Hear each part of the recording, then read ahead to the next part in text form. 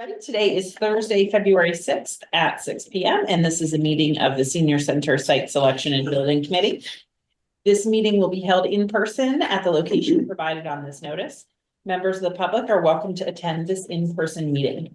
Please note that while an option for remote attendance and/or participation via Zoom is being provided as a courtesy to the public, the meeting or hearing will not be suspended or terminated if technological problems interrupt the virtual broadcast unless otherwise required by law. Members of the public with particular interest in a specific item on this agenda should make plans accordingly, or should make plans for in-person versus virtual attendance accordingly. This meeting will be live on Zoom. The public may access the proceedings by joining Zoom meeting ID 375-414-6055 or by calling 929-205-6099. For additional information about remote participation, please contact Carly Antonellis, Assistant Town Manager, at atm@ayer.ma.us or 978-772-8220, extension 100, prior to the meeting. So it is 6:04 and I call us to order. Is that right? Do it. And she's online? There you go. Do I have a motion to approve the agenda? Make a motion to approve the agenda. All right. Second. So then because we are in a mix, I have to do a roll call. Want to amend something. Oh, you want to admit, sorry. I'm used to people just jumping in there. Well, I got, when I looked at the email, I also had minutes for 1/9/25. Oh, you're right. Yep, Dennis had sent those out after I had posted this agenda. So let's amend the approval of the minutes to include all those on the list plus 1/9/25. Yeah, had gotten a little behind there. All right, any other revisions? Right, so is that a It new was a motion? request for an amendment. to the- Okay, Oh, but, so I request that we amend the agenda to add the minutes of 1/9/25. okay, second. Second. Okay, so we'll go around. Ken, Yes. Carolyn, hi, Dennis, Aye. Dave, Aye. Bonnie, Aye. Ellen. Aye. Chair says aye. All right, thank you for that amendment. Okay, so that brings us to the minutes. I saw that, again, Dennis, thank you for getting us all caught up, and I saw that there was a revised set of minutes from 11/20 and 12/12, Right, so, Madam Chair. and then January 9th. Yep. Yeah, so if I might, so Bonnie's, astute observations regarding the 11/20, I did change the, that the adjourn date and that the next meeting date were included in those. What I would like people to take a look at is the amendment, or the change, the edit that I made to the, I guess, the 12/12 one, which was a discussion of the PFAS and the extent to which the minutes accurately reflected the group's sense of where the PFAS issue was. So I think I deleted one of the sentences and then strengthened the wording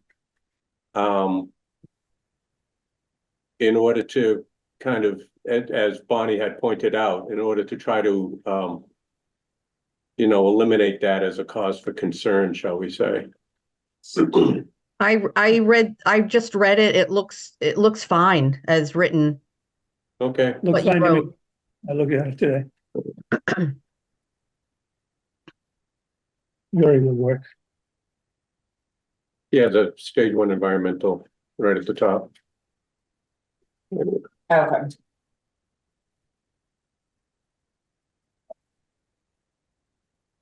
All right, yep. Yep, I think that's much clearer. I'm gonna move as I can see. Okay. I'll just do it. Was that the right one? 12/12 or 12? It must be. It was, I have marked that it was November 20th and December 12th that had the So, revisions. but we're on, if you go up to, could you scroll up? It must have been the other one. Okay.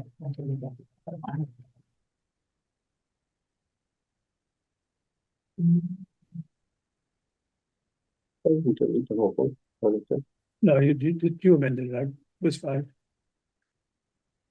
Yeah, there it is. Yeah, there it is. Okay, so,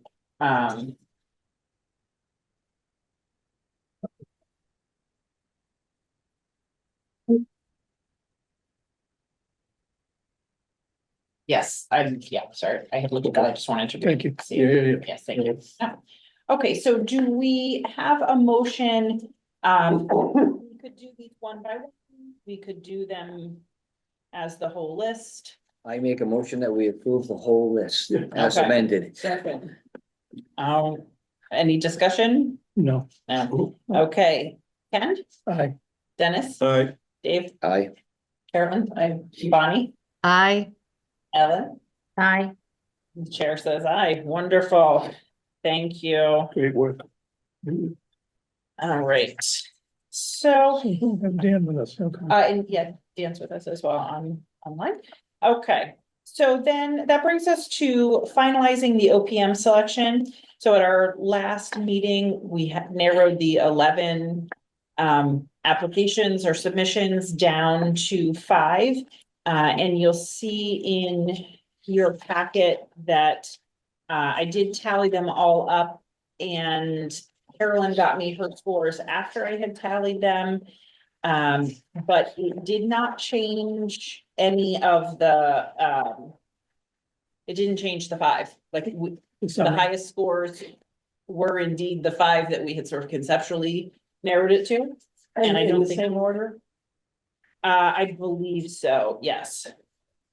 I didn't check the order of which, actually, no, I'm sorry. P3 switched orders. But it was still the same 5.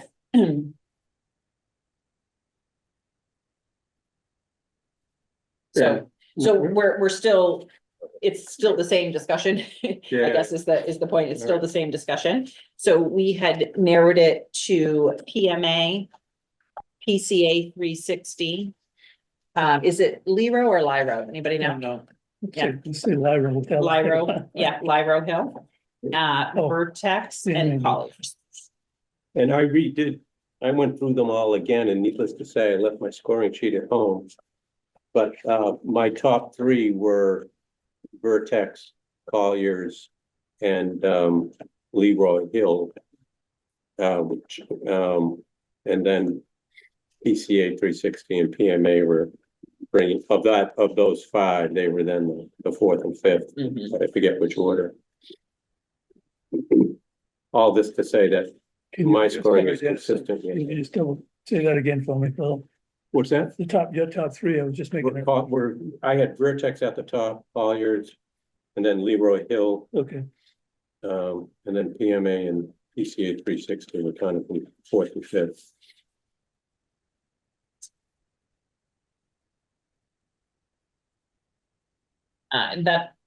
That matched my top 3 as well.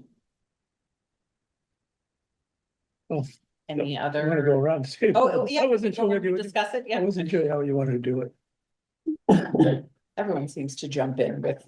Yeah, I didn't really pay attention to what my top 3 or 5 were. I just went through the 5 after that we cut out and just went back through and looked at them again. Did you have anything that differentiated 3 of them from the remaining 2? I mean, they all looked like they could do the job. Some of them were, I mean, Colliers is a large firm. Seems like they have more people on staff. Not that they're gonna allot them to our job. Mhm. But Leroy Hill seemed to be a smaller firm, which might be. We'll get a better. Cooperation, so to say, from a smaller firm than you would from a larger firm, but. They really didn't, none of them really stood out head and shoulders above the others. To me, So yeah, they've got 57 people across their Massachusetts offices. So I'll make a couple of comments if you want. So I kind of ended up with the same top three. The only thing that I thought about today, which I don't know if there's any advantage, is that one of the firms is a little smaller and says they only do this type of work. I didn't know if one to consider any firm that's a little smaller or not, or if it makes any difference to us. That was the PCA 369.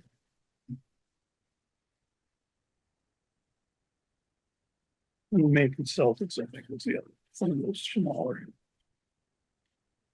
No, that's also a large firm, sorry. This one, PCA 360 says that they only do OPM work, however. I had put a comment on here that, and this is something I thought, there was two things that I was interested in checking. One was whether the same estimating company, which was working for us now with John, was used by the same firms that we were looking into. And I didn't know if it was a benefit for us to have a second estimating firm. So that was one of the reasons I think I did not consider PCA 360, although they were qualified because they were using Fogarty, the same firm we're using now. Yeah, I mean, I had that same idea. I think Vertex and Colliers does it in-house. I think Vertex and one other firm were using Peter Bradley. Right. And I think that there is some advantage to having a different estimator or a firm that has a different estimator from the one that John uses. Yeah, I thought that might make sense. The other thing I was trying to look at was whether how they staff the job as far as the on-site staff or the clerk of the works. So I made a note who had available clerk of the works. This company did say they could provide. And what's the difference between, I didn't see people mention clerk of the works much, if at all, but they did say they had on-site supervision or on-site Right. management. Is that in their minds the same thing, or we don't know? Well, I think it is. Well, this PMA consultant, for instance, they said they provide 100% full staff during construction. And That was the only company that Right. said that. The other ones can provide clerk of the works, I guess, but I don't think the clerk of the works is typically full-time. But when we interview them, that's going to be the trick. If somebody says, well, we can provide a full-time on-site superintendent, does that mean that their fee is higher because there's someone there every day of the week? I don't know. And what distinguishes a on-site person from the OPM's office? What distinguishes that from a clerk of the works? Well, I could chip in here a little bit here. ahead. So typically with the clerk of the works, you use you have a guy there on site every day. A good one is looking at what's going to be happening 5 days from now, and making sure everything that the contractor is going on during that day is right and can foresee what's going to go ahead. The OPM will check in, once a week. We're doing the monthly meetings, all that other stuff, working with you guys. They'll be there coming to the site, but they're not there every day. It's really kind of the difference.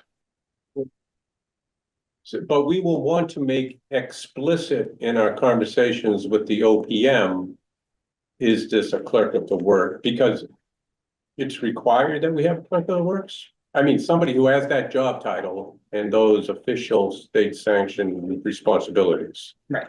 Well, I think some of these guys call them full-time construction superintendents who would be licensed to do that kind of work. And you could just call them a clerk of the works or a full-time, construction superintendent, I guess. But I think we'll want to make that. We want to make it explicit. clear. Yeah.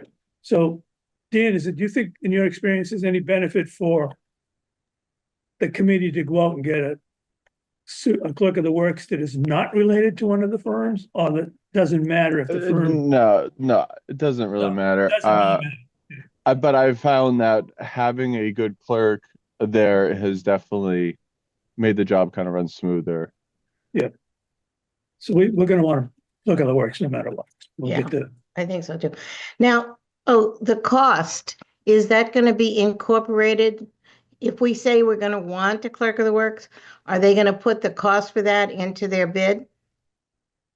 Think so, not at this stage. Yeah, Right, although I think John's We haven't. John's number of 440, I guess, within the 16.6 assumed the clerk of the works was in that number. We've got a separate line for it, but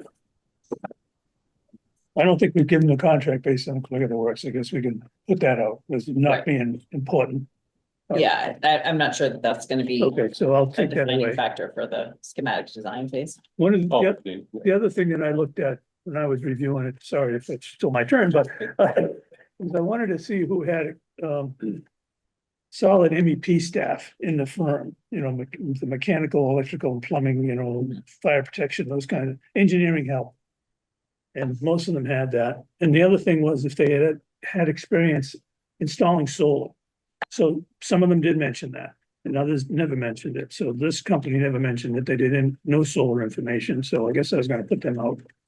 But I think when we get down to those top rated three, that they're most likely have some experience with solar as well. But the only one I would consider besides those three was PMA Consultants. I didn't know if they had some pretty strong staff. And they used the other estimating firm, Peter Bradley. They have experience with solar Right. and so forth, but it's a close. It's a, you know, Would it be a conflict of interest for the estimator to work as with the OPM and on John's staff? well, John goes out to Fogarty as a consultant. He's a sub-consultant. Right, but how can the consultant review his own work and, because wouldn't the estimator, our estimator should be looking at it for saving us money, Yeah. and John's estimator is just looking at it to, No, he's trying to do the same thing. He's contractually obligated to give us a good estimate, but I like the idea of having a separate estimate. I guess you agree that that's the way to go. I mean, it's almost sounds like a conflict of interest that how can I work Yeah. for the guy who's building the building and you at the same time? Okay, so With PMA, I mean, they did two of them that we saw, the Andover one. yeah, they got good The Rock experience. Center, you know, when Katie, where they converted the school there, Right. and the North Andover one, but that's, Not- I mean, they didn't have a, Regular Andover, what's that? not North Andover. Right, but they also listed North Andover, as they were involved in that project as well. PMA, I'm I talking think the about. other thing I found out about them is these guys had worked in active. They've got quite a few jobs in active, PMA. Right. But those were the only senior centers they've worked on. I mean, they seem to have a little less senior center specific experience, although they obviously have substantial municipal experience. Yeah, it looks like Um, these guys can do anything. Yeah, so the Andover one was a renovation of an existing senior center. Mhm. And then when you can work in Andover and Acton, you know, you're probably working for towns that have pretty much got their act in shape. I think, and, you know, they pay attention to stuff. And he did make a note here in his project understanding that, you know, we have begun reviewing the feasibility studies and benefits of constructing at the proposed Bishop Road site. So I don't know, maybe he's done a little more. Oh, yeah. Looking No, I around. think that they definitely did their homework. And he named his superintendent, didn't he, this gentleman? That's not the like the works or superintendent. Looked like they had experienced staff is what I'm getting at, maybe more experience than some of the other people who showing us. Yes, he named a site, what he called a site representative, which is basically an on-site. Oh, that would be Kevin, not Kevin Reese, Robert Averill. I just wanna clarify, PMA did Andover, Right. Holliston and Mendon senior centers, Okay. but Lero Hill did North Andover with Cadlin. well, I'm just.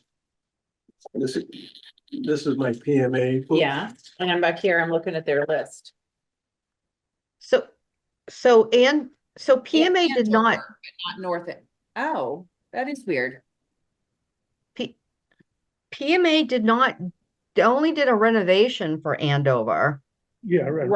Right. But I thought I thought it was Could have done a feasibility study, but not the balance Hill of the that had project. done. Could have done a. No, feasibility. Leroy Hill also is mentioned in the North Andover project. as Yeah, well. okay, so they must have been just different phases. I think that- Of it. I think Leroy Hill was not involved in the closeout at North Andover, and maybe that's where PMA came in. Yeah, because they seem to have a pretty I- strong, I know a little bit on that. It's because Leroy Hill was we had Hill Construction on North Andover. They merged. oh, Oh, okay. Yeah. Oh, all right. That's why. so Hill Construction brought in an OPM group, so. Yeah. Okay. Hmm. I mean, I'd like to All keep right. these in the mix, I guess, but that means we have to it means we have to move out one of the other top three, so I don't know how we do that. I just thought they kind of might have given us a little different angle. And I like the staffing. So. I don't know how we get to that. So, where did they come in with the scoring? Did we want to try to interview 4? Well, they still were high. Their score is high on the wrap up. Only they were like, according to the summary, they were the second highest of the people that, oh, the third highest, excuse me.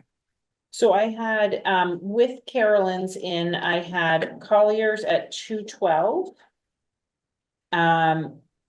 And I can send an updated, I was just adding these up before the meeting right now. Okay. Then Vertex at second with 205. PMA third with 180. Leroy Hill fourth with 165. And PCA fifth with 164. Wow. I mean, I think it was Collier's is owned by, It's Collier's Engineering and yeah, they're owned by a firm in, I want to say, big company. California. It's a huge international company. Yeah. They do real estate. They do everything. Vertex seemed to have a little more Massachusetts-based, Massachusetts specific staff on board. I got a personal recommendation on Collier's for the job in Ashby. And my brother-in-law who worked with me, he said they were great. So, Right, but we also got the plaudits from Littleton regarding Vertex. Yeah, exactly. That they had done Yeah. really nice work there. And then just to plug in, Dan Van Chopwick said he was not able to make it, but he had looked back through and thought all 5 of these were competent choices and he wouldn't have any issue with who we chose. So just to toss that one in there. who else we got? Yeah, Bonnie or Ellen, did you have any thoughts? I had Collier and, I had Collier and Leroy Hill as my highest. And then Vertex. No, Collier and Leroy Hill as my highest, and then the other 3 were tied. But I liked Vertex the best. I don't know. That doesn't make much sense, but I'm looking at yours, Alan. You had that PMA consultants with a 33. yeah, yeah, I liked all of them. I mean, they were only 1 point different from the other 2. Yeah, exactly, yeah. So, I was trying to find things that would differentiate them. I really like the ones who were going to help with PR and marketing and do websites and go out and help promote the event. But we didn't ask that we didn't ask everybody to explain what they were going to do. Though if we do interviews, I think we have to do that. Right. And I mean, with Vertex, just in how they presented their binder, Yeah, the whole they thing. kind of highlight, I mean, it was straight and to the point, but they also kind of made a point of pointing out that they would also be looking at third-party vendors and what the cost of the furnishings and the IT infrastructure, you know, things that we haven't yet Close out, included you in know, all the, that stuff. um, that they were fully aware of those things and would be kind of looking to make sure that they were, you know, included in the final price. Yeah. Can I add my opinion? Absolutely. So, It's sort of required. so after reviewing them again, my first choice would be Vertex. Second choice would be Colliers, and my third is PMA. So Leroy Hill, I kind of moved in the back. And after reading, I much prefer the PMA consultants group. Yeah, I like the idea that when I'm looking at PMA right now, that they actually had some interesting things they did, you know, for instance, the solar, and they actually did geothermal on another project, looked at geothermal. So they seem to have a really strong engineering group that can look at a bunch of different stuff. So I'm ready to make a recommendation. You want to make a recommendation? Okay, so it seems like everybody is interested in Collier and Vertex. And then Janice and I liked Leroy Hill, and then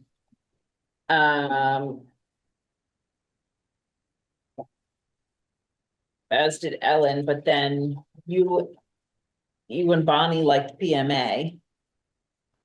I like them both, but if I had to choose the two, Yeah. when I heard Dan say something about the merge, that made me think differently. That PMA has been in this kind of business longer than these guys if they just merged in the business. Mhm. Yeah. So I kind of like the fact that these people have been in the business longer, and I thought the staff they had was good. Yeah. Full-time. Can we interview Definitely 4 staff. people instead of 3? I think we can, it's just, I was hoping to interview only 2. yeah, well, I mean, it's probably gonna take 45 minutes to interview them, so I think if we do 4, we may have to do it on 2 different nights, but I think if it's so close that people want to do that, I mean, I guess we could. I mean, 2 on 2 nights. I don't know that we need to, I mean, most, like you said, Vertex and Collier stand out as the Mhm. top 2. Mhm. And, I don't know that we need to do maybe even 2. So can I offer a suggestion? So interviewing process, sometimes it helps if you come up with questions that are a little tricky, right? To get kind of an answer, that you're looking for. And, one of the questions could be, if we're interviewing is, tell us, give us an example of, an issue that you came across, or a problem, or issue with anything, right? Like construction costs, sorry, Dan, architect, disagreements, how did you resolve them? How did you how long did it take if you had to resolve them? That kind of thing. And try to think of like very pinpointed questions that are typical of a building process of this magnitude. And I think that will help us whittle down some of the, maybe whittle down 4 to 2. When Bonnie wasn't here when we did the interviews for the architects, right? So we asked every Yeah. architect the same questions, Yes, Yeah. yes. I'll have to put and we together. summarized the answers as a group, Mhm. and And we'll have to do that again? Yeah. yeah. Same. Yeah. So there's a pattern that we have to Mhm. follow for the interviews and stuff like Yeah. that. So make sure Yeah. it's the same question to every architect or Yeah, every, I'm writing down the list of questions that people have been saying, so I'll at least put that out as a draft. yeah, it was good the last time we did that. Yeah. I mean, I think that for I mean, it seems, and I'm new to this process, but it seems like in this business, change orders are a real big It deal. is a big deal. Mhm. How do you, It's a big how do you deal. avoid them? All How do you construction. deal with them when you get them? Which are the most common set of circumstances that lead to change orders? What practices help avoid them? And I think kind of sorting out how that process plays out for each of them will be instructive. Mhm. Okay, That's the most important part of the design development and the whole scheme of the drawings and the specifications. Is that everything is delineated as exactly the way you want it. Because they're gonna look for, the contractors are looking, well, Dan knows this because he does it. They're gonna look for what you don't have there, but they know they have to build it into the building. So they'll take the price down a little bit if they think they can get change orders.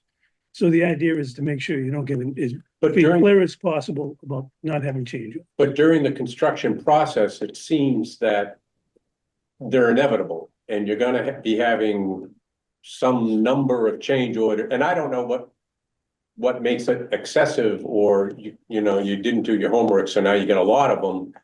But it seems like everybody thinks change orders. Change orders can come from a lot of different things. Change orders can come from like, oh, we decided that we want to move something around, or it could be an issue that was unforeseen that came up. You get the light, another light. So change orders are, we're trying to get them to a minimum. But yeah, there's many different, it's definitely a nuance, and how this OPM can navigate that is something maybe to ask. so am I correct in surmising that nobody said they wanted PCA 360 to be on the list of interviewees? Right. And so then the question is just whether we're doing 4 or 3 between Lee Hill and PMA. I guess it's 4, 3 or 2. 3 or 2. They're long. I like what you're saying about the smaller, potentially smaller firm. I mean, none of these are super Well, small. they're all So, good size for Yeah.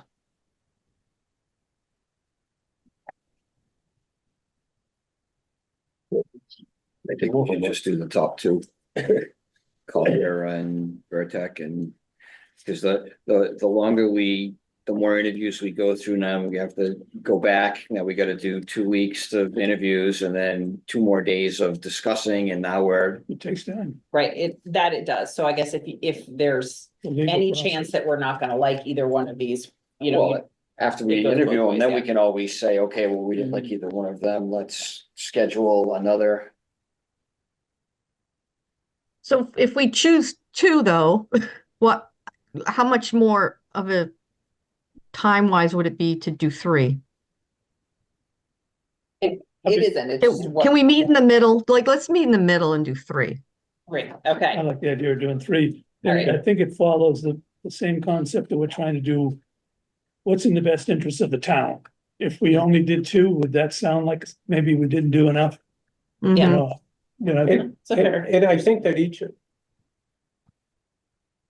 I think more deserve our attention than 2. exactly. I think that they have put forth a good faith effort to present themselves in Yeah, a positive light. I think we owe 3 of them Not a lot. at least an effort to Okay. talk with them. so.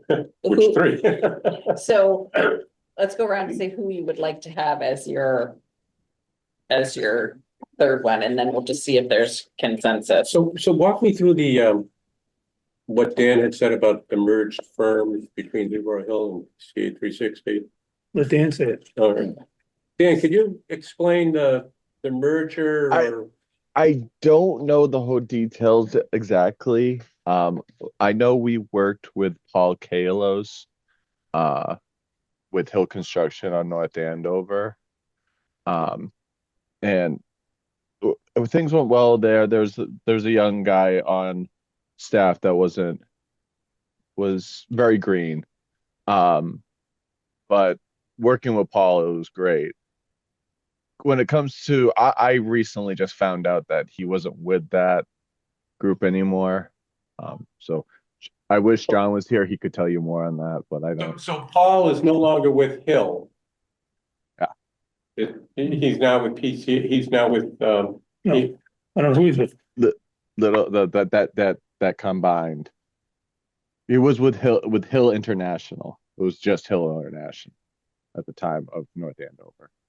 But he's not. So no, we were. No, okay, that doesn't jive. Hmm. He was with the construction company called Hill International at the time. Yeah, they're with OPM. Okay. Yeah.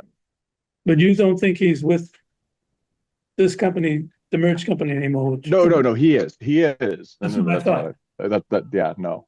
He's still Yeah. involved. The other company's not around, but it's a merged company. Yeah. But the younger, I think the person you're referring to is a gentleman by the name of, Hunter Aptecker, maybe? No, I haven't worked with him, no. No. He just graduated in 21. So he's pretty young, but he might be No. great. We don't know. Yeah. That's a different guy than I was thinking of. Okay. I'm willing to make a motion that we put Collier's Vertex and PMA consultant into the interview process for the 3 firms. I'll second that. Okay, any discussion? Um,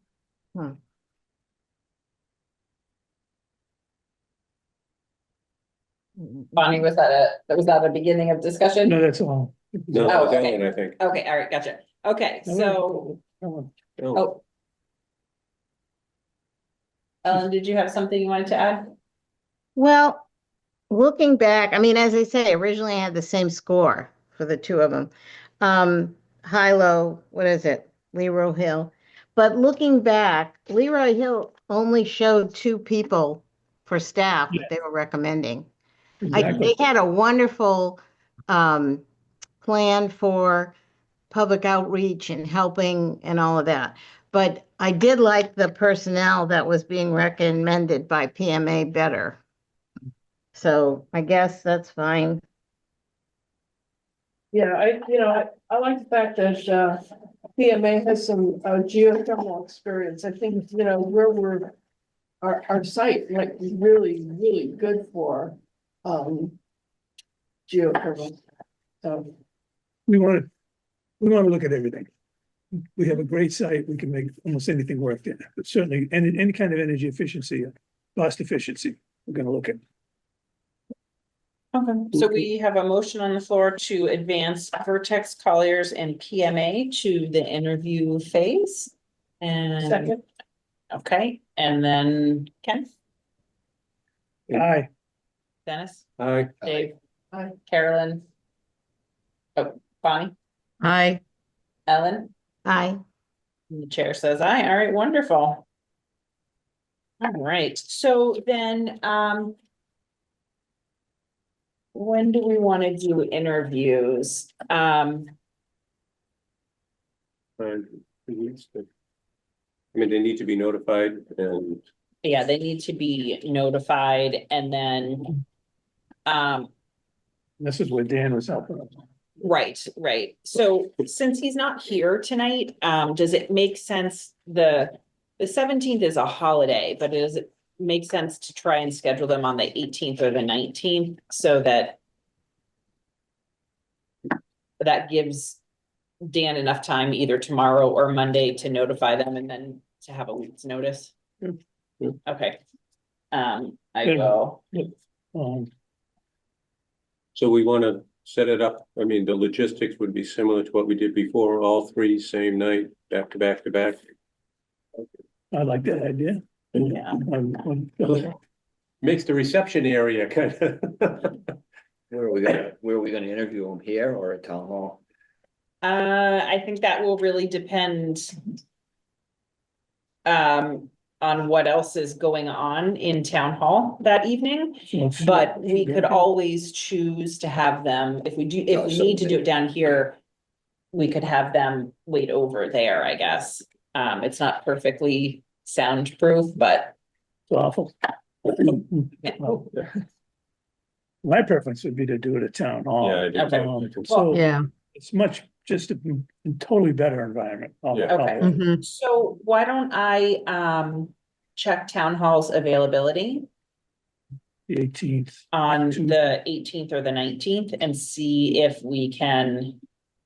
The 18th will be a select board meeting, right? They're the first and third Tuesdays. Hmm. Oh, so that's So it's the third Tuesday?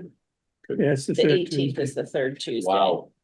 So the first must be the Tuesday, Fourth. The 4th was a couple of days ago, was, fourth, 11th, 8th, yeah, yeah, 18th. yeah, planning board's the You always 11th. go upstairs in the great hall, in the great room. Oh, Yeah, you can use that, there's that, Mhm. That small smaller meeting room. conference area, which is that, it's okay for that, if, would you close it if for you interview, don't so mind- they would wait somewhere else. If you don't mind the Jets taking on and Oh, taking off. we could shut that down, Oh, that's true. the noise. Okay, that's that separate room. Yeah. That's Alright. walled off, temporary walls. Okay, I'll check availability at town hall for the 18th and 19th, and hopefully we can find something there that will work. Great, wonderful. All right, so I think that brings us to. Oh, do we, Are we sorry. gonna have a meeting prior to that to get questions together? right, Yeah, Last time we just circulated various questions. And then Dan put them together into a list of 6. Yeah. You know, we all kind of submitted Yeah. questions that we would like to have asked. Mhm. And I think that's faster. I don't think we need another meeting just to talk about questions. that's a good point. yeah, we, Yeah, I that's- just want to make sure we put something in there about helping with public outreach and Sure. promoting the event, the project, and in terms of helping us get it to town meeting approval. Mhm. Because some of them are very sophisticated about that. Okay. and so that's a great idea to each of us. What did he ask us to put, like 5 questions each, maybe? I think we asked 5 or 6 questions And then he- total. Did you So remember that's, Carolyn? Well, you were there for that, right? Yeah, sure. Was it like 5 questions roughly? No, I think it was a bigger number. I think Well, I think- everybody, we all submitted 5 or 10 questions and then Dan cut it down Yeah, to. because some of us had the same questions. That's right? right. Mm. Cut it down, but we would end up with asking them about 8, I think it was, something like 8 to that. 10, something like No. that, yeah. No, we had, I think, about 5 questions, and then they were able to ask us questions, and we were able to ask other questions that came up Right, from that was- when their answers as follow-ups. We gave them a chance to ask us questions, which was very Right. important. So, you know, I wouldn't put too many questions in there, you know, maybe 5. And then I that think gives that's a what little was like. time for back and forth.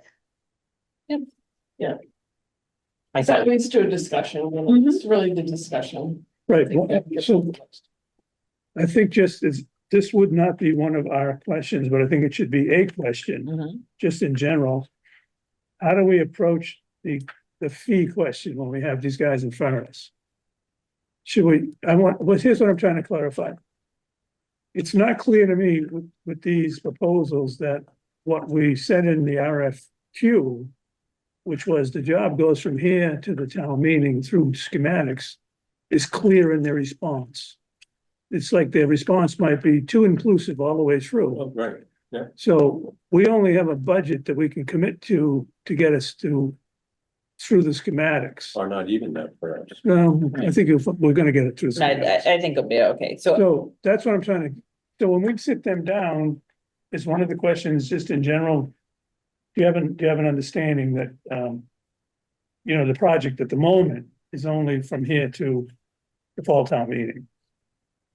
I don't know. Yeah, I think that we can certainly ask, because I think all of them would understand that They're gonna the get, building is contingent on us securing the funding. yeah, So they would have to know that in the absence of an affirmative town meeting vote, I mean, we're all out of business, essentially. I'm just concerned that there may be one candidate in there that just says, you know what, I don't work that way. Oh, I have to take the whole contract. Yeah, perhaps. You have to commit to me now. yeah, I just don't know. well, we'll see. Excuse me. yeah, no, I think it's a great. So, What point do they give us their fee? my understanding is it's after We hire. we hire them, like, that's part of the Negotiation. selection. Well, after we, after, Yeah, after we make our preferred selection, we then negotiate with the number one firm regarding regarding their price. If those negotiations turn out to be fruitless, then we go to the second firm on the list and negotiate with them.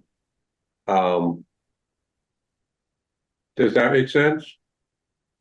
yeah. Sounds like we need an OPM to It's the state- negotiate. it's the the- OPM. It's a state law. We have to go by. Yep. All right, so if you have specific questions, do you want to send them to, I guess, Dan, since he issued and then I mean, Yeah. it's nothing like giving the person who's absent from the meeting more Yeah, work, that's, right? that's the way you're supposed to do Yeah. I know, it. right? So far, he's been Make- give very, you a side very of the show. cooperative. He's been very. You're either at the table or you're on the menu. Yes. So if you want to send questions to Dan, and then I will get in touch with Dan tomorrow and ask him just Yeah, they're asking. kind of iron out some of the details. I like it. All right, Hey, Dan, great. congratulations. You got a, Ultimately, he's gonna figure it out for us. You know, he's gonna get them together and Yeah. Mhm. he's really good at that. Yes. All right, so that brings us to anything else on the OPM, or are we ready to move on? Should we ask if Dan Arts has any comments about our going? We'll just move Yeah, on. or Dan, do you have any specific questions that you would recommend that we ask of the OPM? I don't have any specific questions. I did like the questions you guys were coming up with. I did in the middle of this, I had a phone call with John saying, "Hey, where are you?" I guess he was out plowing. He's going to be joining us soon. But Okay. yeah, I don't have anything specific. Okay, fair enough. you gotta like the owner of the company getting in a truck and plowing. Yeah, Uh, unless you get more snow. Didn't have Yeah. to plow maybe. here he is now. There he is. Yeah, we'll give him a second to get on, and then we'll see if anyone has any questions for him before we move on to the next item.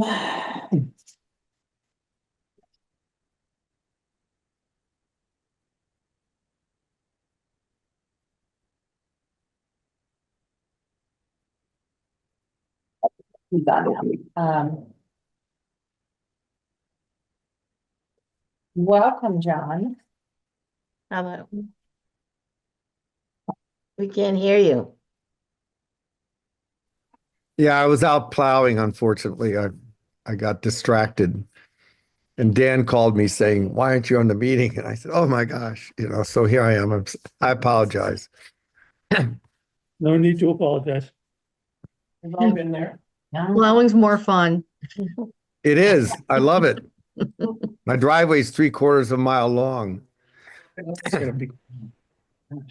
Is that the only thing you plowed is your driveway, or do you plow somebody else's? Just mine. 3/4 of a mile. It's a big farm. All right, so any questions for John about the OPM? Or we ready? Okay, all right, so on January 22nd, we met with capital planning. And I think pretty much most of us were there. And the town manager's office put forth a memo, and let me see if I can do this You correctly. understand. To share the screen. Oh, the Jeffy, because you There we missed out. go. You weren't there. That's Okay. So, really important. it was for discussion purposes. With 16.6 being our estimated cost, and then put forth potentially 2 million from capital stabilization, 1.3 million from $1 million in UDAG funding, and 200,000 in legislative earmarks, which would bring the cost down to 12.1 million. And then there was some discussion from those there that said that, you know, a bond of $10 million sort of hit the sweet spot between being something that was politically viable, that put the you know, and then financially viable from the town's perspective and from the taxpayer perspective. Because then looked at, there we go. With a $10 million bond, you could see, based on homes with a value of 450, 550, which I believe is the average home price in town, and 650, that in most cases, that would bring the taxpayer impact below $200. So, and I don't know that I think there was a consensus amongst the people at capital planning that this was a viable plan. I don't know that it was necessarily set in stone, that it couldn't wiggle or move one way or the other, but it did provide our committee with some of the direction that we had been asking for, which was, you know, we were given the charge of finding the site and building, or, you know, designing what we thought was the most right-sized building. And so then this gave us some parameters to work with. So that really creates a gap, if you will, of $2.1 million. So, you know, obviously we need to look at where we can close that gap, whether that's in the building design, in the site work, fundraising, additional grants, you know, I think there's a lot of opportunities. So one of the things that, as a result of not as a result of this meeting, but just of the general desire to make sure we're at every step along the way trying to be conscious of the cost and find ways to This bring it meeting, meaning down. the capital planning meeting, when you said this meeting, you meant the capital planning meeting. Not as a result of the capital planning. Not as a result of the capital planning meeting, Right. but as a result of this committee's desire to always be conscious about the cost and the impact of it. We had Catlin Architecture take a look at how they might start to bring the cost down, because we do want to make sure that, you know, we are really looking at it with a fine-tooth comb at all times. So, Dan or John, did you want to talk a little bit about some of the differences between the version that everybody had seen from October to this version here, the January 14th one? Well, there were really two major issues. One is a large difference was the fact that I pulled the add alternates out as optional. The building would operate fine without those add alternates. However, we usually carry those in order to bring it in on budget. The other thing we did too was that we changed the size of the building slightly. With a little help with some advice here, we came up with a number of about, I think we're down to 13,725. I think that was down from, I can't remember what 13 million? no, this is square feet. Oh, 15,750 square feet. Reduce the size of the building. But the end result was that with the add alternates, and I also lowered the inflation escalation. It seems to be stabilizing a bit, not necessarily in the construction industry, but I think we're running around 3%, 3.5%. So I carried 5% for escalation to winter of 2026. Actually, I think I sent a document out that said 2025, but it was actually, it was for next year. So 5% inflation. I was carrying 10, I think, before, and I think that's a more reasonable number. I also lowered the contingency the town's contingency from 5% to 3.5%. And the reason why I did that was that our experience over the last maybe 5 projects, except for the owners deciding to spend the money itself, the actual cost for contingency usually ran under 1%. So that a 3.5% number is a pretty safe number, especially considering that our site is clean. And then I I adjusted, I took out, I don't see any reason why a double cost estimate was necessary. It's never really made much of a difference in these projects. So I took out the extra cost estimate, and I also took out the I think it was the drawing reviews. I just don't think that's necessary. So the number comes down to a total of with escalation, $14,703. But I really don't recommend taking out the ad alternates. Ultimately, you can take them if we don't use much contingency, but we should keep them in the project design, because if we don't have it in the design, we won't get a bid value for them.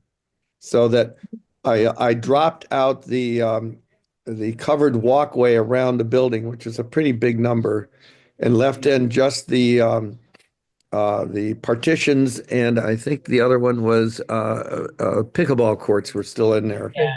No, all right. So those are all pulled out in that version that you shared with us.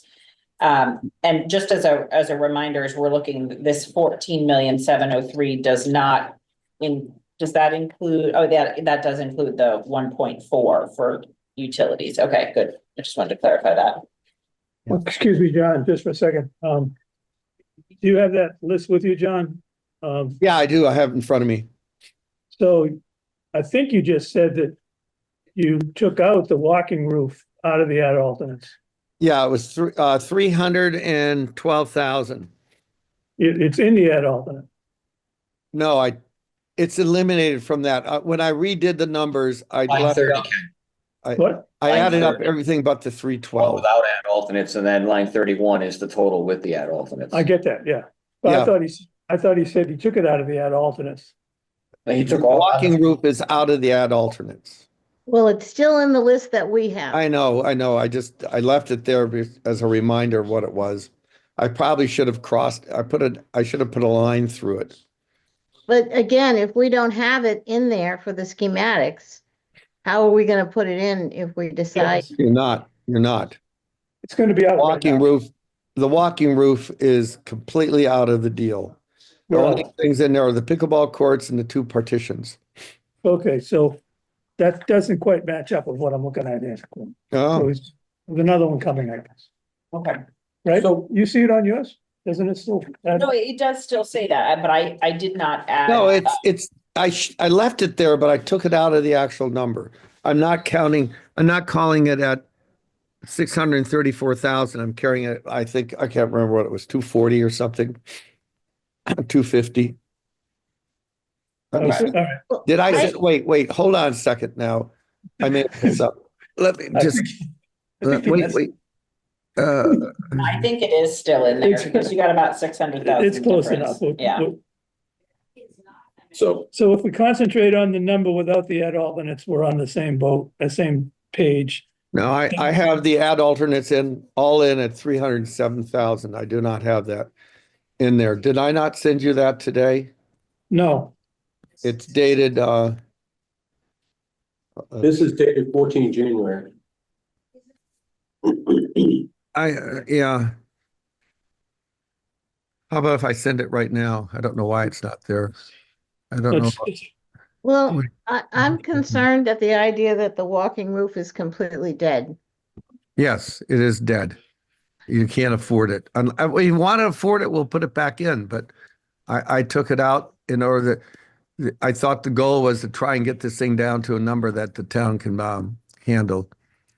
And I think that's the Tremendous point amount of of bringing this engineering. up to discuss right now Right. is. Yeah, the whole concept of the walking roof probably involves another $100,000 in design and fooling around, figuring it out.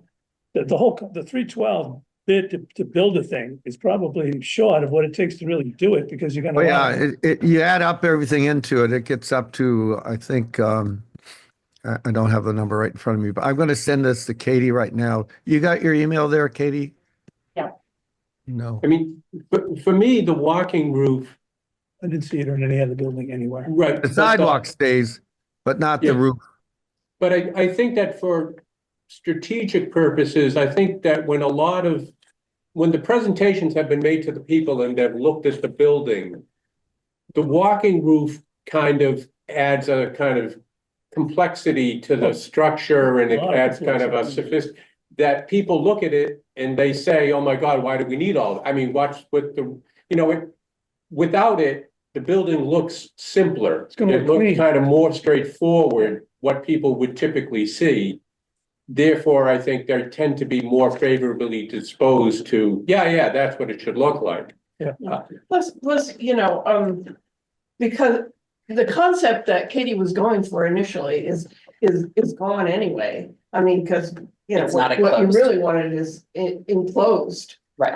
And. Yeah. Yeah. So, I mean, I don't see the value added in that expense. I agree. And of course, there's lots of open space around there, and we can do all sorts of walking trails And I think that part of the advantage of that site is, and again, from our conversations with DPA, that they would be favorably disposed to funding for starters, certainly the pickleball courts. So that takes 100 off of our number. I mean, John's number is still in there, but it takes 100 off of our number for the purposes of the borrowing.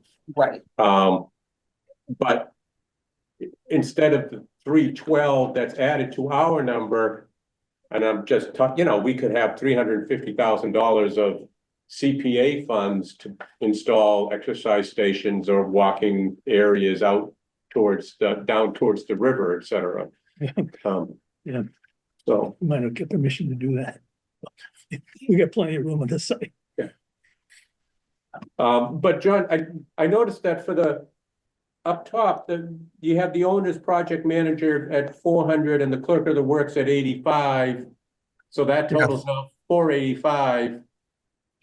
But that would all be subject to the negotiation with the OPM firm in terms of, are we going to be able to potentially combine those things and have a smaller number? I don't think you'll get a smaller number. I think that's a very, very competitive number for OPMs, and especially the ones you're talking to. I'll be honest, I'm slightly biased about OPMs. I hate paying them so much money, but that's what they cost. I upped those two numbers slightly in this revision that I did because I felt I was too low. So with the clerk and the OPM together, you got 485. I think you'll have a hard time negotiating with them much better than that, but please do. I think I've talked to OPMs. They give me numbers that are higher. I just don't think, I'm sure they don't take it personally, John. well, sometimes they do. Let me see here, 2.6. I think we all agree that every phase of the project, we have to be trying to negotiate the best we can, so. Right. Oh, yeah, yeah. No, I'm not I mean, trying not to. So as we work through this process, I mean, I think when we have the OPM, they will certainly be helped. That is, before we kind of commit to the town or before we present to the select board of capital planning, this is where we think we can save some money. I think we first need to get with the OPM and say, what would be some of your initial thoughts on where cost savings can be realized in the entire project? And then put that information in conjunction with, Katie's desire to have an operational building that meets the future needs of the seniors, et cetera, et cetera, et cetera.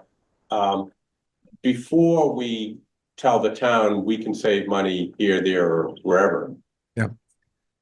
So Just be aware, OPMs are not architects, all right? They're project managers. They oversee the construction. They work with the town on understanding change orders. Um, when you ask them advice on the design, you're going to have a conflict between the architect and them because they don't, they, yeah, yeah, Yeah, no, I understand you. yeah. So- I'm trying to be careful here. So coming back to this revision. So I noticed each of the activity rooms are a little bit smaller. I think there's the plan. about 420 square feet less in this one. And it's taken out mostly very small changes to the square footage of the activity rooms, aside from the multipurpose room. That one seems to be pretty much the same size.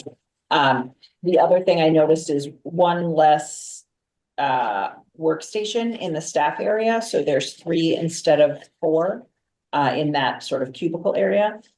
And then there's no medical lending room anymore. So But it could be the exterior storage room on the lower left corner. Yeah, that's where we enlarged that slightly Yeah. to be used for that. So the thing I noticed about this is that the building got squared off, and we don't have as many jogs in the building, which I think is an improvement. The original did have some jogs along the side. And you did keep the multipurpose room large, so that's a real goal we have. Yeah, the reason why we did that is that that's one room you can't make bigger, you can't adjust. It's a fixed item. And we feel that that size is about, it's where you should be, if not right now, certainly in 5 years. And in having seen West Boylston and Groton and some of the other ones, again, the admonition from virtually everyone is don't make it too small. And for the larger gatherings, it was certainly true when we visited West Boylston that they had a pretty good sized room and it was packed. I mean, it was uncomfortably tight for them, their multi-purpose room. I think it's great that we try to maximize the size as much as possible. yeah. Yeah, I don't know the details of this, but I do a yoga class in Littleton.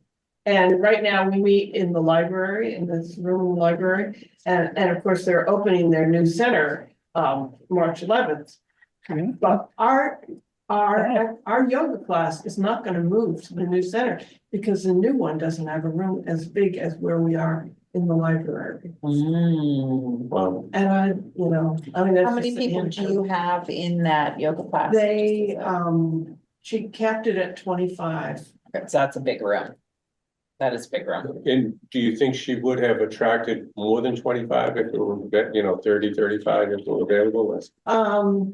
Yeah, they keep a lid on it. I mean, we should be so lucky to have such a great instructor that would, really, and facility to attract that many people. I mean, an advantage that Littleton has over us is their location.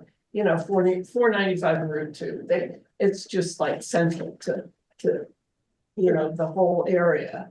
So I mean, I don't foresee that that's what we're gonna get, but it's just an anecdote that Yeah. I'm interested in.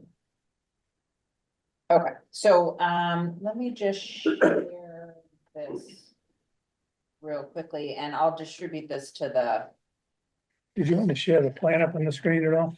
Before we move away from Also, it? Katie, I sent you, I don't know whether you or Ken can get your emails, but I sent you both that corrected TPC.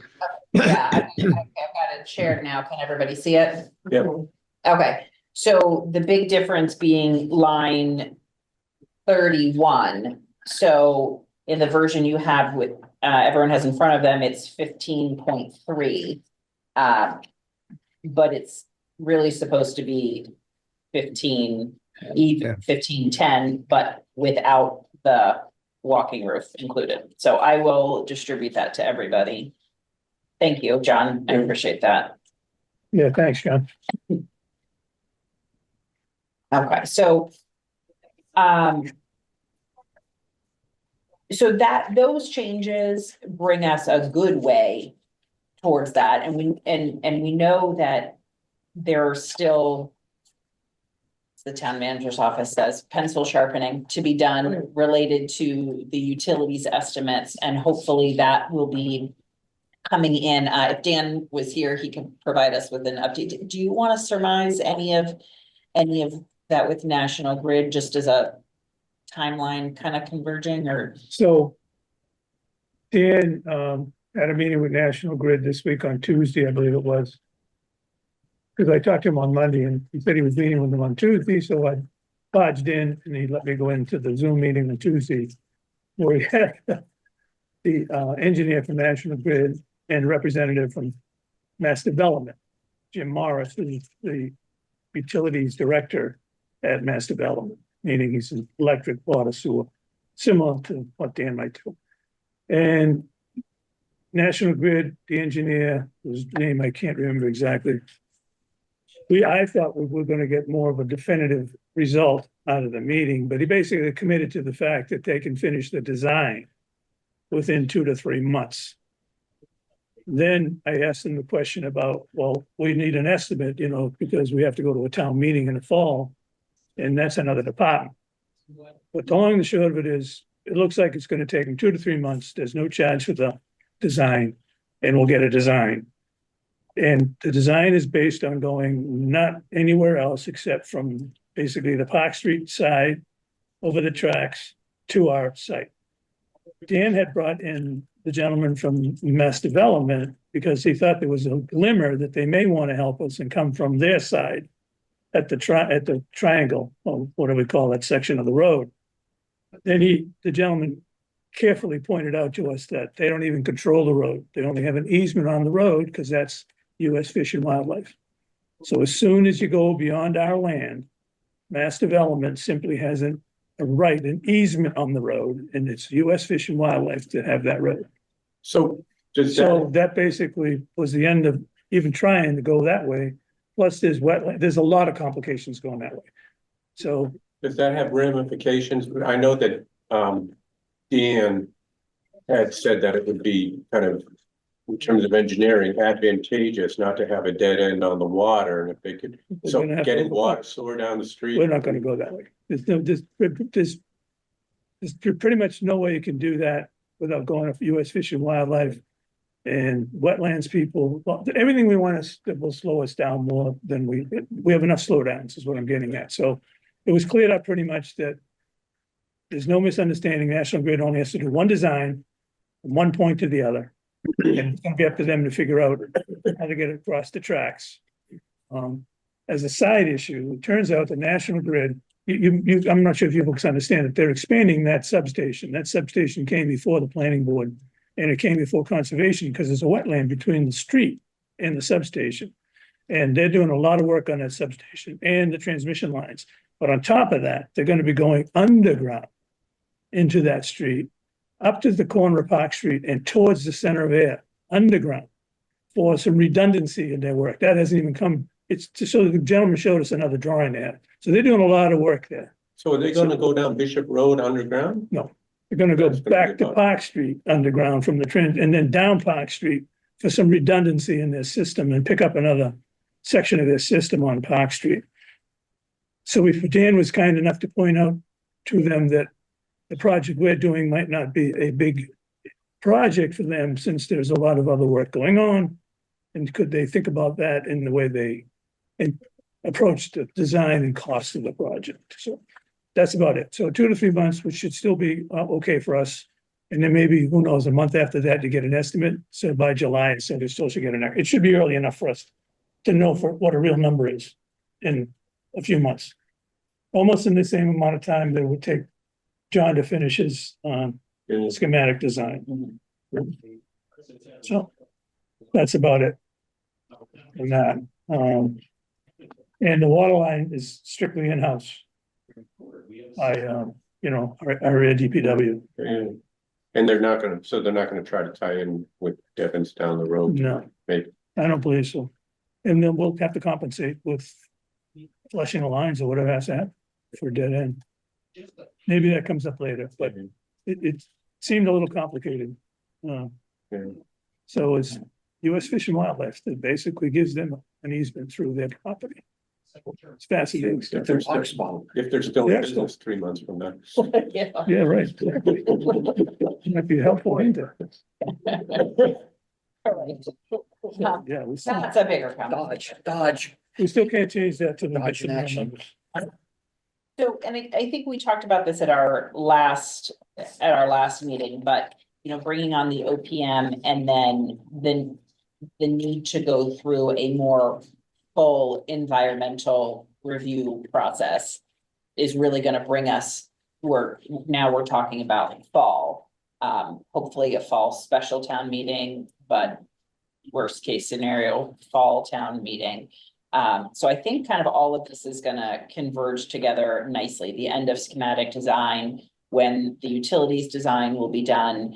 And the key is also that June 30th is the end of the housing choice grant. So, so that all kind of is gonna come together at the same time. Mhm. And so in terms of having adequate funds for the OPM, we feel comfortable that the remaining funds in the budget will be able to get us to June or October. Well, so we only have funds till June. So if you take a look at this, this latest, project budget, and let me, sorry, I didn't have that open, let me find it, real quickly. So that's the latest budget update from Carrie, and I changed a number today based on conversations with John. So let me just find. Just 1 second, let me see if I can find it to share it. But everybody in person has it in front of them. I should have this top queued up.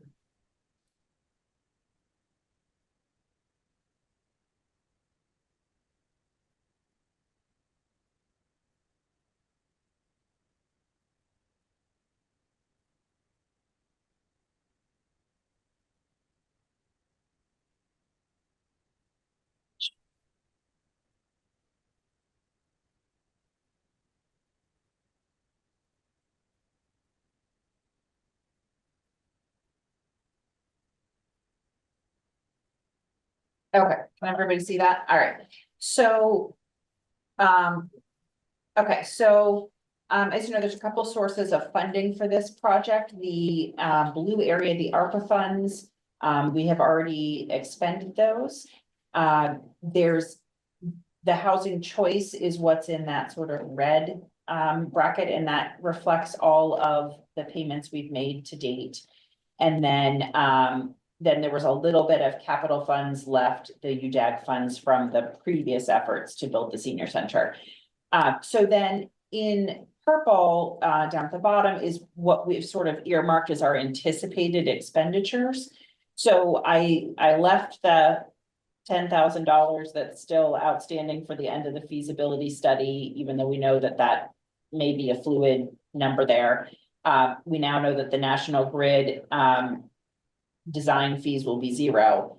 And with a new quote of $171,437 for schematic design from John to zero out essentially these funds, that leaves 78,000 that we currently have to cover the OPM. So that is a lot. I mean, obviously, that's a lot more than what we thought it was. So that will, the hope is that that will cover what we need for the next essentially 3 to 4 months worth of work. And mean that we don't have to go to the select board for UDAC funds, but I just want to stress that that 300,000, that's the housing choice grant, is what they call a reimbursable grant. So when we got the housing choice grant, the state didn't give us $300,000. They earmarked 300,000 for us, and then we submit the bills against that 300,000. So on June 30th, when that grant runs out, we need to have the final bills for schematic design, the final OPM bills related to schematic design. You know, all of those things that are in the purple.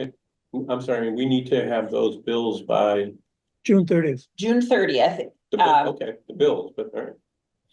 Well, no, I mean, they We need to the be bills sub- by the 15th, so you can submit them on the 30th. Or Right, before the so 30th. it's, so if But perhaps the Alicia, work doesn't need to have been. no, so you can't, no, you can't pay a bill that you haven't, all work has to be finished. So the Like, work we have to also- certify that the work has been Yeah. done, and so we know that that's schematic design is a 12-week process, so that's why I'm trying to 16.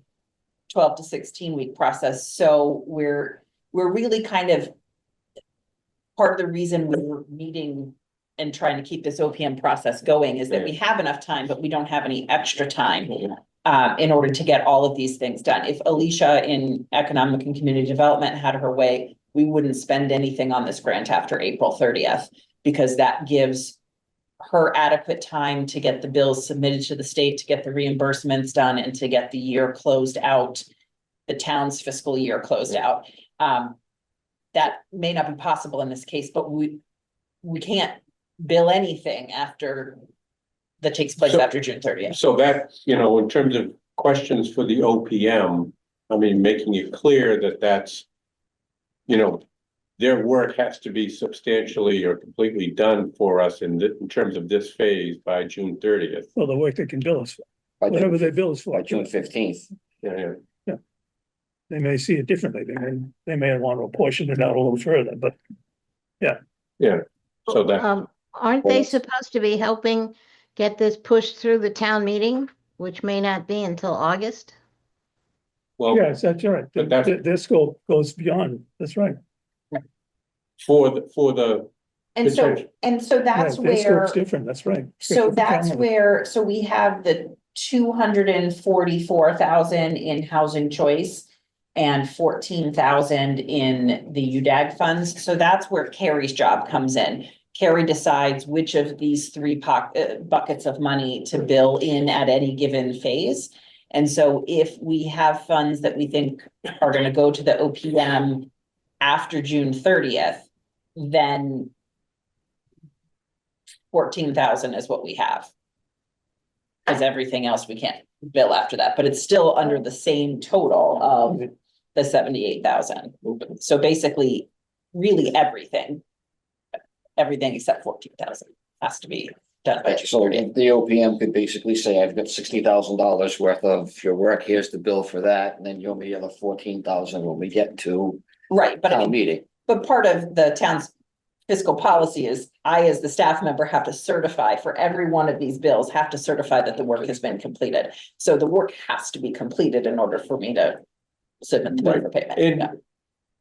for in terms of getting us to town meeting, which do we think that the 78 will be enough for the OPM to get us to town meeting, or are we likely to need another source of funds? Or that's just gonna be the conversation Well, with the we OPM? don't know that now. Okay. I don't think we Too can know early. that right now. But I can tell you So- one thing, that it's. First of all, we should be thanking Mr. Catlin for Yes, indeed. amending his numbers. But it would be a sad case if we had to pay $78,000 to an OPM and $171,000 for schematic design to the architect, who has a complete team of engineers, civil engineers, Okay. mechanical. It just doesn't add up. That number has to be lower. You will not spend anywhere near that. I think to get them started, their real role is, 1,000 maybe. they're gonna spend a lot of their money much later in the project. This is just. Yeah. Meeting 85. guys, looking at what's happening. And by much later, I guess, so by much later in the project, that is, the majority of the money that we will need for the OPM will come from town meeting after the project is approved. Correct. I see. Okay. Got it. I mean, we've done a lot of this work No, right. to get this fast. Yeah, I guess I'm trying to make sure everyone is aware that come June 30th, we will have no more than $14,998 to take us from June 30th to town meeting, whenever that day is. So we're really trying to get as much work done as possible Okay, so through that date. I just want that to be on everyone's. But again, unless we ask, and again, I'm not anticipating that, and, you know, the public outreach will be crescendoing in terms of, well, you know, until July or August. what's that? Yeah. No, I know, That but meeting. all of that work will have to come out of the 14,000 in terms of, Right, I mean, but I mean, how much could it, right, I mean, how many the donuts public and outreach doesn't postage really and- cost any money. I mean, it's mostly. Have we our time. started the phase two? Have we signed the contract with the phase two design yet? Because we're waiting for the OPM according to everybody, so we're doing. Or doesn't the OPM have to review what Catlin does in order to Well, give us? state law requires that. Right, it requires that we have them on site. We have one, but how can he review anything if Catlin hasn't got the schematic for him to review? No, no, that's not the role. They will look at what you already have. They'll make some, they'll talk to you about it. They'll give you their opinions about, whether there's any adjustments that might be made. They'll work closely with us. But they're not going to spend much money until you get through town meeting and you get the drawings really rolling into design development and working drawings. And they'll be very heavy involved in the bidding process, the public bidding process, which is complicated.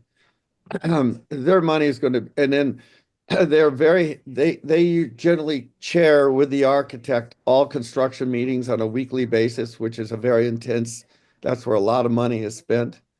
So the money comes out the real money comes out much later. Okay, I'm surprised if they need anything more than $25,000 or $30,000 at this stage. So Katie, you're trying to point out to us the critical nature of us potentially losing some of the grant Right, because yes, we didn't get a chance to bill against the grant. correct. Right. Yeah, So- so I mean, the biggest piece of that is obviously to Catlin for the schematic design. But I think we should be mindful of that timeline as we're going, because especially if we're not going to need that full amount for the OPM, to be thinking about, can we pay for is there any of the work that comes from the water design that Exactly. could be done? Can Is we there bid the any, water? could we bid the water, like any of these things? Yeah. bid So the we just water. want to keep that in mind, that if we don't use it by We're June not looking at thirtieth. it. That's good to know, so, Yeah, we can put, the category doesn't have to be the categories we have now. We could expand the categories into site Correct. development or some other piece of work Yeah, that we have to correct. get done. And Right. use it for something. Yeah, and so I anticipate that the rows in this purple section of anticipated expenditures, once we have negotiated with the OPM that we choose and we know what that dollar value is. The purpose of Then we'll this know, for document sure. was to show what we have available, zeroing out all three of these accounts. So that 78, if we only need 25 or 30, that leaves us, almost 50,000 to do something else with. But again, we have to do something else with that by June 30th. Got it. no, that's a concise way of saying. Okay. So, we've kind of, this discussion has kind of flowed and around any last comments about the revisions. To the drawings? The drawings, yeah. Are you I have okay a with it? question. Oh, Go I ahead. have a question about the medical equipment room, which was taken out. But I think Good. John said he added room somewhere else. Yeah, we have other space for the medical. I can't, Dan knows where that is. Where is it? Dan? Well, I don't know, pull up. We have some storage that- next to the, There's We an have the exterior- exterior storage in the right back next to the pantry. Yeah. and we have added storage inside, I think. Room 129, Ellen, lower left corner. That'll work. And Uh-huh. That's an extra storage area. How big is that? External, I think it's external storage. External. It's exterior storage, yeah. Well, it could be for lawn equipment, Yeah, chairs. And how big is it? I don't have it right off the head, but I think it's about 100 square feet, maybe a little bit more than that. And how Dan, big was the Dan, one we had before? wait a minute now, guys, just take a Like minute. one. Storage underneath the stair system that goes Yeah. upstairs, that's all available. That's much more than the MP room needs, and that's interior storage. We have all that in there too. There's a lot of storage. All right, All right, yeah.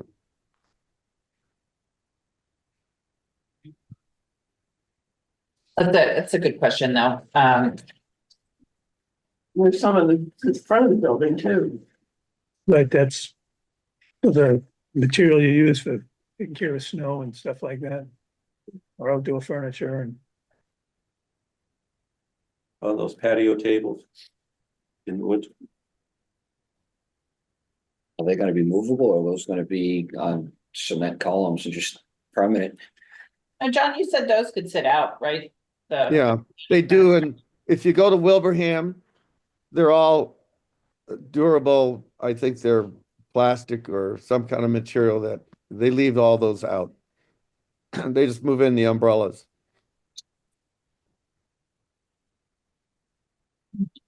I liked it. I mean, there's always compromise involved with these. You know, I appreciate that the multi-purpose room stayed the same. As the chair of the somewhat defunct Disabilities Commission, Dave, do you have any input on It's not the? defunct, we're trying to get a staff person to. Oh, are you? Oh, To okay. supervise us. Oh, okay, all Or right. at least that was the last email I got from Robert. He was So you looking- have a quorum? Yeah, okay. Well, it depends on which quorum you're looking at. We used to have 5, and then we went to 9, and I don't know if that ever got approved by the Board of Selectmen, so I think we're technically at 5. We have 3 active members looking to find a couple more. So we could technically put a quorum together if it's only 5, because there are 3 of us that are still active. Okay, No, that's good to know. That's important. Yeah.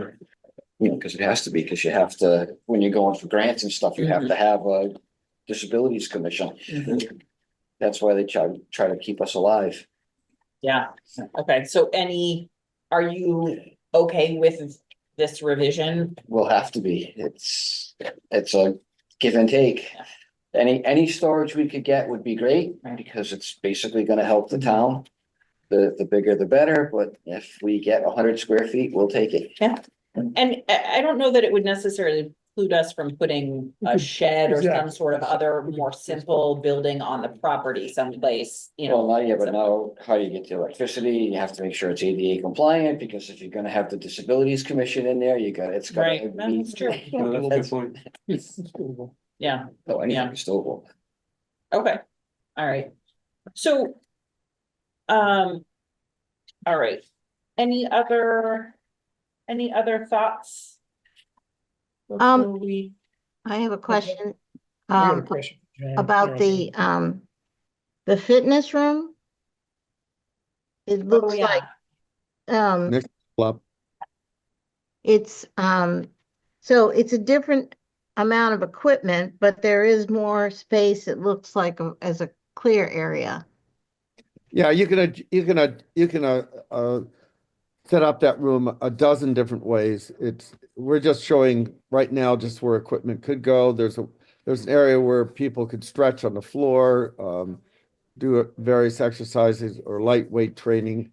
But it really boils down to the equipment that's going to be put in there and how it's going to be managed.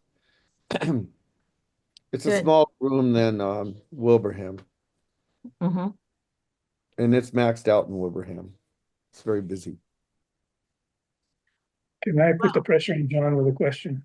Sure. So since we eliminated, looks like the committee has agreed to eliminate the walking roof. Are we gonna be able to get a new proposed elevations of the building showing the walking roof removed?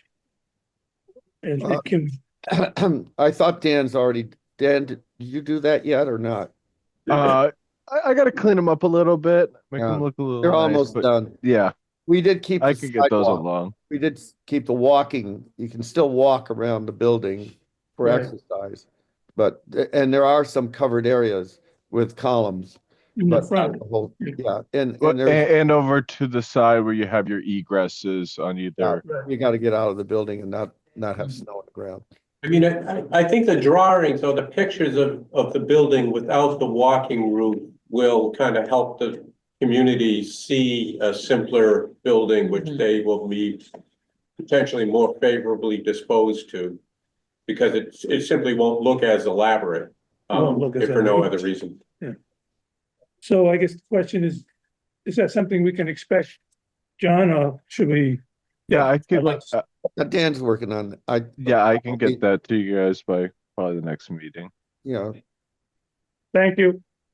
I just want to thank, John and Dan for doing this and, making the changes so that it does look like we are making, a significant effort to reduce the price, particularly when the capital planning and the selectmen are trying to find ways for us to be able to afford this and to offer it to townspeople at a much more reasonable price that they would have to pay in terms of taxes. And it shows that, we're trying to do our part. So thank you very much. And it doesn't, it doesn't look significantly compromised in any way. I think y'all did a great job of making the reductions. So thank you. Thank you. Yes, thank you. Thank you all. Yep. Here, here. Yeah, that's good. So, Katie, do we have a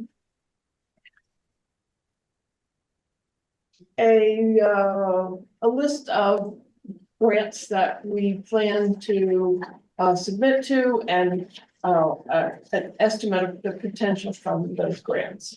So in terms of the low hanging fruit, the more guaranteed grants, they are the 1.3 million CDBG and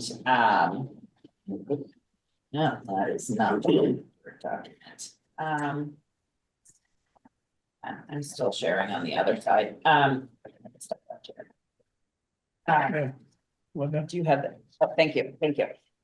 So the 1.3 million of CDBG and the 200,000 in legislative earmarks are the ones that we feel more certain about. And then there were lots of other grants. There's a second round of the housing choice grant, and we're still clarifying whether or not that is 500,000 total, of which we have already received 300,000, or if this next phase brings us into what would be a new project. It would be not a design project, it would be a build project, so that maybe there's 500 additional. We're still, Alicia's still clarifying that. Then after that, I mean, I did some preliminary research many months ago, about different community foundations, different health insurance grants, things like that. Those are far less likely that you get them, but we certainly will write all the ones that we can. And the town manager's office has committed to a grant writer to write that CDBG grant so that all we have. And when would we want them to be on board? in And how the does that? And I didn't include it in today's packet because it wasn't on the last timeline that Bonnie put together. We added the those grants and their due dates. So for the big one like CDBG, you have to have shovel-ready plans. So we have to be at final design. And that is, Bonnie, do you happen to have that document right in front of you? I don't have it. I can pull it up, I think.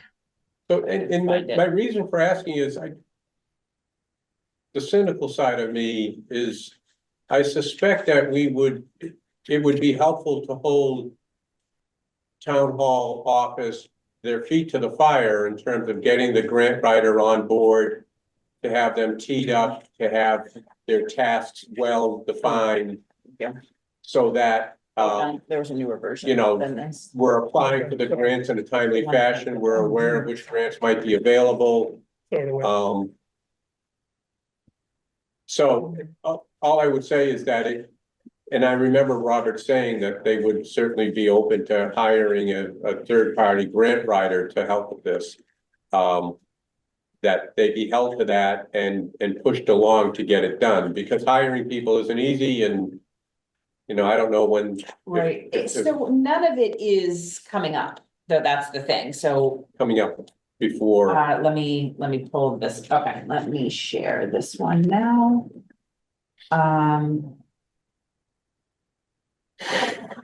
What's the name of that application that takes all the grants in consideration? It's the Okay, one stop. so, yeah, one stop is for the state ones, Yep, yeah. okay, good.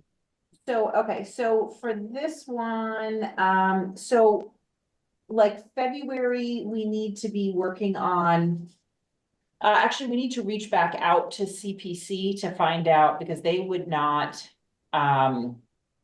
this February application period, won't hold anymore because we won't be doing it at spring town meeting. We would be doing it at fall town meeting, asking for CPC funds at the same time as we would be asking for the total project cost. So that will shift someplace into the fall here.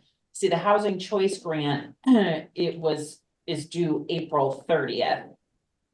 So that's one that, I need to work with Alicia to follow up on as far as, are we gonna be eligible for the next round when we haven't finished this round? I was under the impression, no, but, I will follow up with her on that. But we will. Or when we don't have town meeting approval.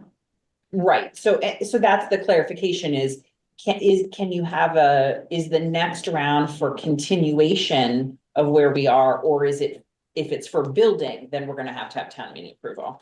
If it's for further, like for site work or something like that, that's likely the same project as. Do you see what I'm saying? Like there's some delineation, and that's a conversation with one of the grant administrators to figure out where that is. And then,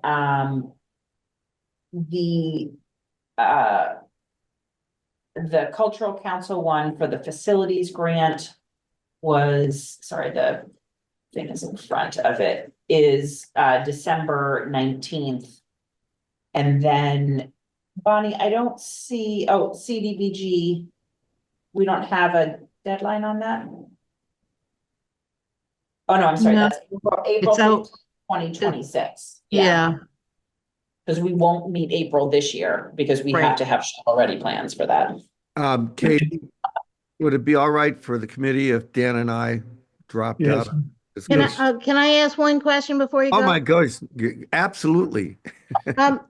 We've talked and we've told people that the center will be able to be used as a heating or a cooling center, you know, if the weather gets really hot or really cold. Now, it was my understanding that we were going to have a generator, a significant generator, particularly in case we lost electricity and stuff. Do we have that figured in on this plan? Yes. Yes, it's probably about a 300 kW, maybe a 400 kW generator. It's not fully designed in, but the pricing is in there. Absolutely. So the We pricing is in there. Will we it be would not do outside? it.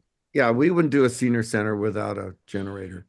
It's Okay. used for cooling and heating and plus Plus the air there. you don't want to have a lot of older folks in there and have lose power and whole place go dark and everything. So yeah, that's what we have. Absolutely. Is that Good. going to be outside? Oh, I hope Yes. so. It's big. Yeah. It looks like a bus. It's very big. And it's Okay, probably so gonna it's be- not on the design yet, but it is figured in cost-wise. Yes, absolutely. Okay, Good question. Good point.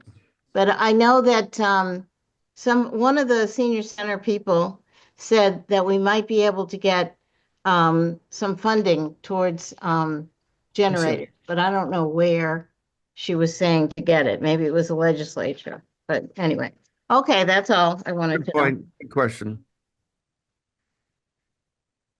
Great. All right. Thanks, John. Thanks, Dan. Thanks, thanks, Have a John, good yeah, night. thanks. Thanks, Okay. have a good Hey, night. guys. It's clear to me that when we get the schematic work started with John and then the OPM and all that, we're gonna have some opportunities to have meetings on strictly like grants. They'll be working while we're in a void of sorts, is what I'm getting at. And then those will be the days we sit down and maybe have an exclusive meeting. Right. Just talking about grants. And 'Cause we're gonna have to get a long, long list of grants. And I think part of that is, I think because no grants are guaranteed. Aside from, you can have assurances on the earmarks and the CDBG grant, because the town is entitled to the CDB as long as the CDBG funding stays funded. But the town is entitled to and routinely exercises its access to that 1.3 million every 2 years. So, but because beyond that, there are higher and lower yields for that. I think that's part of the reason that the town manager's office wanted to be able to put together a viable financial plan that everyone could be happy with if no grants existed, that kept it basically under $200 for everybody. And then for every grant we get on top of that, we're further bringing it down.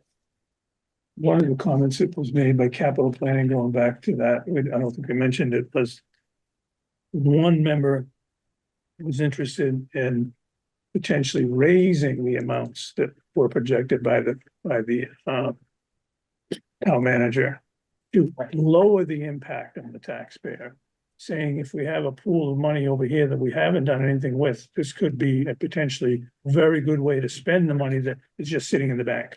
Right. And offset those escalations and offset, price increases and so forth. And so we got some pretty good feedback there. I mean, and part of, maybe this will be the grants, but there are still some costs that will, for the building, I think, obviously, from my view, I think the IT number is gonna have to be raised. Mhm. I think that furniture and just kind of the interior stuff. Right. So that while we're taking some of this out in John and Dan's work there are some numbers that aren't there that I think that the OPM or, is gonna say, well, you forgot to add in X, Y, and Z. Yeah, but And But isn't it during schematic design that this sort of one-page colorful version of the total project cost, which Ken has graciously sort of expanded into a 2-page, becomes more like a Well, 20-page document, right. right, during that Even- phase? the even more than document that. I have, which breaks down the cost from the other senior centers, way, way more exclusive than that, which I'm gonna update it now with this. So I There's think, still huge numbers in there for site work from those other projects. I think there's like $2.5 million for site work or something. We've got some, so the building, you notice his wording here, okay? The way he describes it, it's building and site. But it's not broken down. I told him that the first time I talked to him. So I broke it down based on what those other projects actually spent on site work and what Fogarty had put in for site work. I think we're gonna have a big benefit when we get to the site plan development on that beautiful soil. Because we're not gonna have ledge, we're not gonna have retaining walls, we're not gonna have this the simplicity of the construction. I think we're gonna run into a retaining wall on that back hill. It might be possible. When we start cutting, I think, from what he said from the one he was clearing, I think we're gonna have to shore up that hill in Yeah. that back. shorten the parking lot.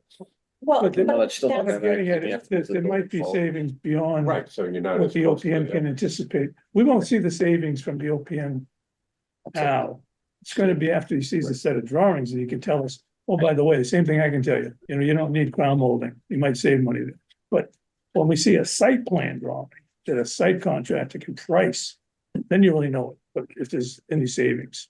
Can't tell you in advance, because it's gotta be all on that drawing. It's all Yeah. hypothetical. That's why I think Right. John made a very valid point, that at this point in time, their value should be pretty low, because No, right, and and the I big think, money is as they manage the project when it really gets going. and, the OPM, some of them, I think Vertex was one of them perhaps.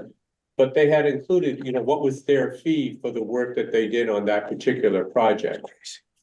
But some of them were quite, for the whole huge project, it came in at under 400, let's say, or, they did this amount of work and their fee was, 35 or 40,000. So I was unaware of that at the time, but it does seem like there are, We're in good shape. yeah. We're in good shape. Any other comments before we go to public input? Oh, yeah, no. This is the agenda. So we talked about the revisions to the concept plans, to the feasibility plans, based on the total project cost and the timeline.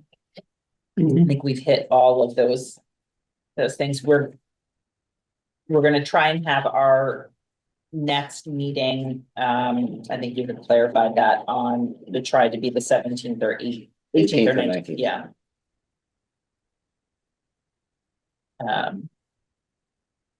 So anything else before we go to public input? Great meeting. Yeah, Thank you. it's been good. Thank you, everybody, for coming tonight. Yeah. No, thank you guys for being so dedicated. I know we've been stringing together a lot of meeting on a quick schedule, so What it takes. that is I indeed. was what it happy. I didn't takes. realize John was gonna come, so that helped a lot. Yeah, that's great. All right, Pauline, I see your hand is up. Oh,